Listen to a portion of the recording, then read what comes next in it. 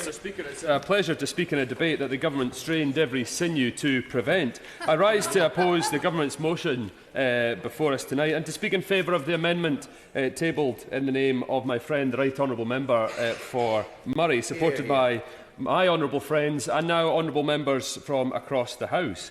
Mr Speaker, it is not just because my constituency voted to remain that I oppose the Government, although that is an important consideration for any honourable member, as we have just heard so eloquently from the honourable member from Boston and Skegness. It isn't just because every local authority area in Scotland voted to remain that I oppose the Government. It isn't even just because 62% of the Scottish people voted remain that I oppose the Government. Tonight I am opposing this Government's vision of Brexit Britain and the flawed process taking us there.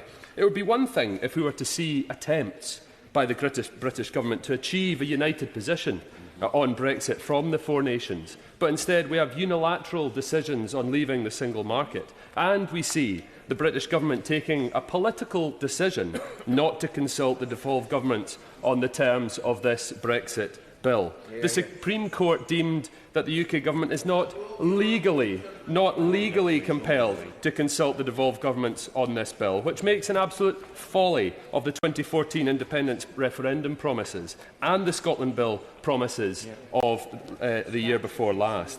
The Sewell Convention is no longer worth the paper it is written on.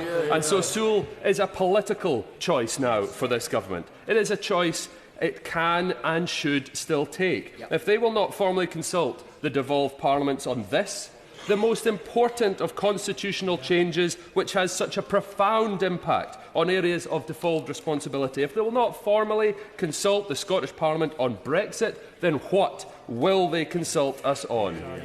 There were a great many predictions before the Scottish independence referendum about what the outcome would be, should there be a yes or should there be a no vote.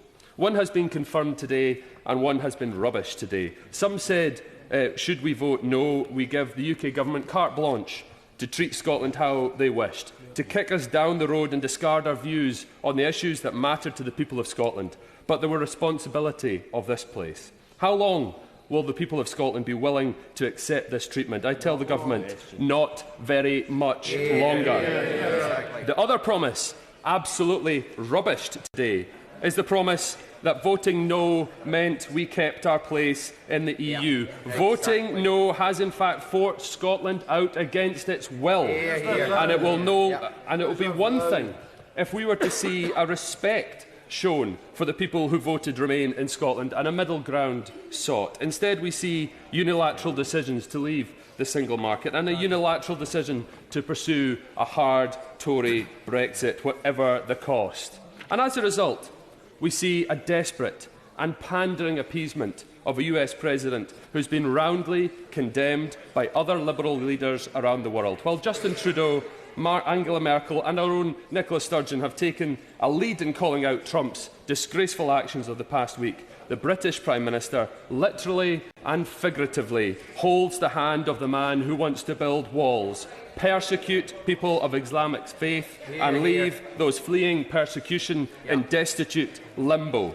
This is where the Tory vision of Brexit Britain is leading us, cutting ourselves off by choosing to leave the single market, desperate to do deals at whatever the cost to our principles on human rights, religious freedoms, tolerance and whatever else the cost to our reputation in the world. That is not a vision I have for my country. I want better than that for Scotland and indeed for the rest of the UK. I, like everyone else, want the best possible outcome from the precarious position the former Prime Minister's referendum gamble has put us in. We are leaving the EU, and in that regard I respect the result of the referendum and those who chose to vote the way they did. But there is no doubt that the Government's chosen path means our precarious position is getting ever closer to the edge of the cliff so often spoken about. And so, to paraphrase the wonderful speech from the Right Honourable Member from Rushcliffe earlier, I will be voting against the Government with my conscience clear.